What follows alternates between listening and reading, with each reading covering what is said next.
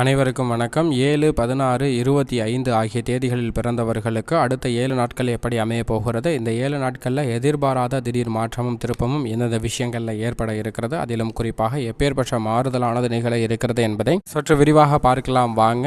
7, 16, 25 ஆகிய தேதிகளில் பிறந்தவர்களுக்கு டிசம்பர் மாதம் இறுதி வாரம் புது வருடத்தை எதிர்கொள்ளக்கூடிய வாய்ப்பை எப்படி உருவாக்கி கொடுக்கிறது என்று பார்த்தால், மிகப்பெரிய அதிர்ஷ்டம் வலம் வருவதற்கான வாய்ப்பும் சாத்தியக்கூறுகளும் மிக சாதகமாக அமைய போகுதுங்க. இந்த 7 என்ற தேதிகளில் பிறந்தவர்களுக்கு எடுத்த காரியத்தில் அதிக ஈடுபாடு இருப்பதால் நிச்சயம் எடுத்த காரியத்தில் வெற்றி கிடைக்கக்கூடிய வாரமாக பார்க்கப்படுகிறது. புது வருடத்திற்காக பல திட்டங்களை தீட்டும் போது அவற்றில் மிகப்பெரிய அளவிற்கு நன்மையை இந்த வாரத்தில் எதிர்பார்க்கலாங்க.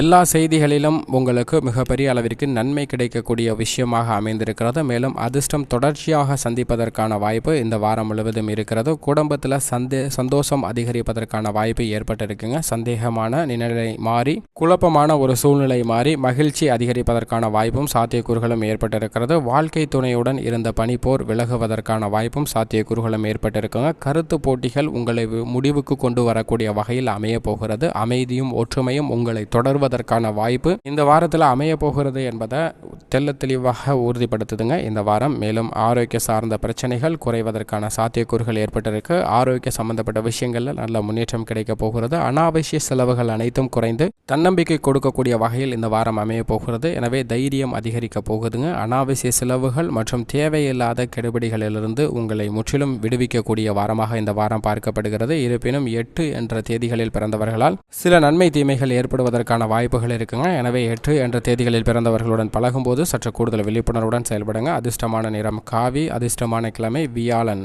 மற்றும் திங்கள்.